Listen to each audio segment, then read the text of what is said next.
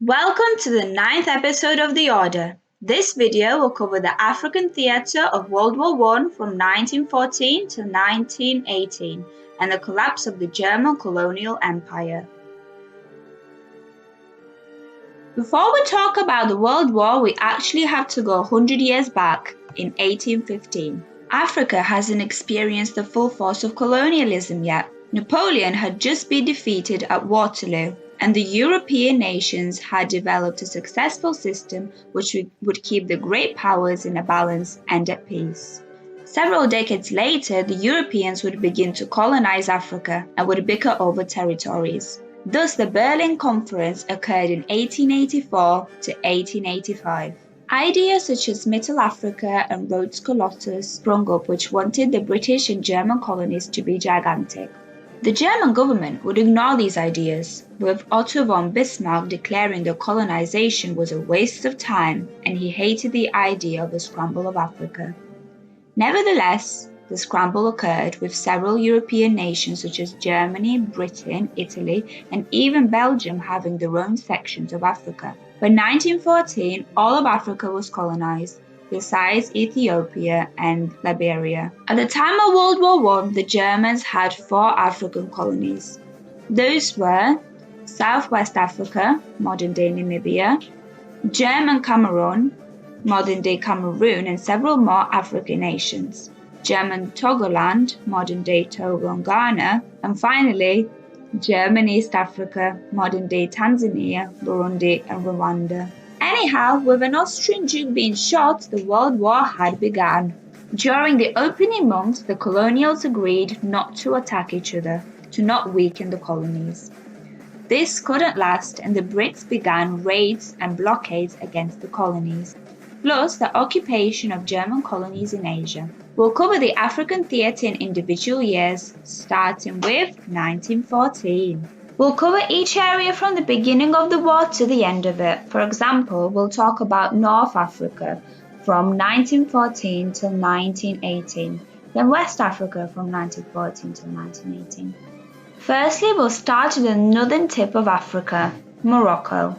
Morocco was always a hotbed of tension. The Germans disputed over the territory up until 1912, and the locals had to put up a fight ever since the French landed. The Zayn Revolt was a resistance group in Morocco which appeared in 1914. It held large quantities of rural Morocco but didn't see much action. The French held a defensive position with 25,000 units. Morocco would finally fall back to French hands in 1935 after a stretched-out guerrilla campaign. There were several guerrilla campaigns with the Dervish state fighting the Brits and the Senussi order fighting the Italians. Speaking of which, the Dervish state had been fighting before the World War even started. This rebel force fought for the liberation of the British Somaliland. By the end of 1914, the Brits and Ethiopians had developed a strategy of containment, which started a slow, contain and squeeze strategy against the Dervish state. In the end of the year, the Ottomans joined the war, further thinning out the British units in Somaliland, thus making them anxious to Somali attack. Anyhow, let's move on to 1915. In that year, the Italians joined the war on the side of the Allied Entente. The Italians fought a Muslim rebel group called the Senussi order. The Senussis were funded by the Ottomans after the Italians invaded and captured Ottoman-held Libya. Several more rebellions occurred which were funded by the Central Powers. All would fail, with the Senussis falling in 1931. The other major rebellions would fall after only a year or two.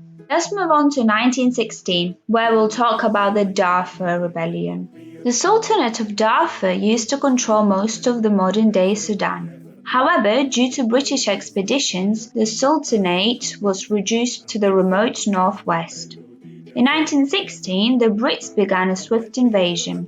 The French forces in Chad blocked the Darfurs from escaping, and so the Darfur Sultanate was annexed into British Sudan.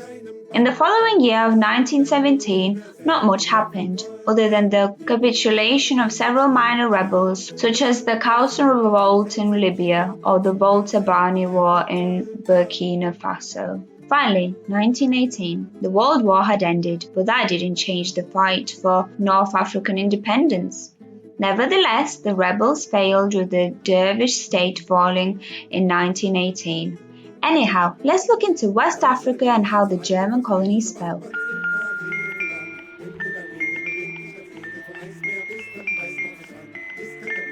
In 1914, the first shots were fired in Cameroon. The British invasion from the north marked the year of German Cameroon. Meanwhile, German Togoland fell in mere weeks to British and French forces. This seized an important wireless station connecting Togo and Berlin. The German forces in Cameroon had a slow retreat, with the Brits advancing from the north and the Belgian-French forces taking over New Cameroon, the eastern portion of German Cameroon. In 1916, the German units escaped to neutral Spanish Guinea, where they were safe. They would then be sent back into Germany or surrender to the Allies. That's all to the West African campaign. Let's look more south to present-day Namibia. In 1914, the British forces attempted an invasion into Namibia. This was repelled by the German units, and soon the Brits had to look elsewhere. The Boers had rebelled.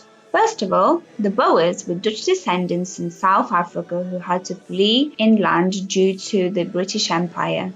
In the beginning of the World War, they began a rebellion known as the Maritz Rebellion. Add to this, Portugal joined the Entente and its colonies were immediately put under fire as the German forces invaded southern Portuguese Angola. In 1915, the rebellion would finally be defeated. Right on the same day, the Germans began invading South Africa proper. The South Africans, now ready to defeat the Germans, began to counter the invasion and completed a second invasion of Namibia later that year. Now, there's one last front we have to cover, the East African front. Oh, and just before we go to East Africa, before any one of you comment, the Ottoman invasion of Egypt will not be included as they never got past the Suez and actually entered Africa. The campaign was only limited to the Sinai. In the outbreak of the Great War, there were around 2,000 German and 2,000 Allied forces in East Africa. The Brits and Germans began several small-scale campaigns in the Kenya-Tanzania border. However, the British began a naval invasion into Tanga, with units of more quantity, technology and training. Even with an 8-to-1 advantage, the Germans under Paul von Lettow-Vorbeck destroyed the Allied invasion in one of the worst British defeats at the time. By 1915, German East Africa was completely surrounded, and by 1916, the last German colony standing. Later that year, the Entente Alliance hadn't made a breakthrough. In response, they amassed units all across Africa to finally destroy the last resistance. Lettow-Vorbeck knew he couldn't win. He fled Tanzania in a slow retreat, causing huge casualties to the slow advancing Allies as he invaded into Portuguese Mozambique. It took a year for the Entente to finally capture Tanzania. The German army stored resources and regrouped. During the summer of 1918, they moved into the German East Africa and retook control most of the area. Once hearing of the German surrender, several days after the war ended, the German army was surrendered after showing great expertise and utterly humiliating the Brits, which couldn't defeat them, even with the help of much of Africa. That marks the huge and mostly untold theatre of Africa. You may ask, what happened next? Well, before we end the video, here is what happened to the German colonies after the war. Togoland was divided by Britain and France. Southwest Africa was given entirely to the British Dominion of South Africa, which had to fight a fierce war for its own independence. Cameroon was also divided by the British and French. Finally, East Africa was divided by the British and Belgians. All of the former colonies were turned into League of Nations mandate. Thus, the German colonial empire ended after the Treaty of Versailles. Thanks to everyone who helped in the credits.